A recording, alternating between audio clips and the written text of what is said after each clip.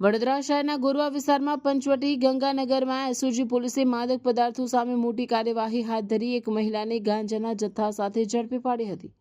પોલીસને મળેલી બાતમીના આધારે મકાન નંબર 256 પર દરોડો પાડતા અમીનાબેન રણજીતસિંહ રાણા ગરાસિયા ગેરકાયદેસર રીતે ગાંજાનું વેચાણ કરતી ઝડપાઈ હતી। પોલીસે સ્થળ પરથી અંદાજે 310.500 ગ્રામ ગાંજો, મોબાઈલ ફોન, ડિજિટલ વજન કાંટા અને રોકડ રકમ મળી કુલ ₹26,150નો મુદ્દામાલ કબજે કર્યો હતો।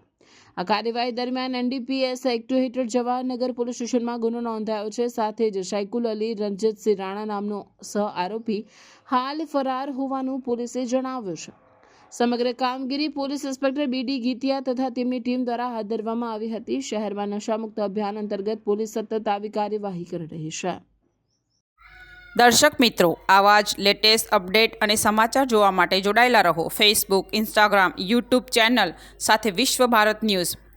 દેશ વિદેશ તેમજ ગુજરાત રાજ્ય, જિલ્લા અને તાલુકા વિસ્તારના તમામ સમાચાર અને જાહેરાત માટે આજે જ સંપર્ક કરો। સામાજિક, ધાર્મિક પ્રસંગો, આકસ્મિક ઘટનાઓ અને ગેરકાનૂની પ્રવૃત્તિઓ તથા ભ્રષ્ટાચારની પોલ ખોલવા માટે સંપર્ક કરતા રહો। વિશ્વ ભારત ન્યૂઝ સંપર્ક કરવા વિનંતી 9978702276।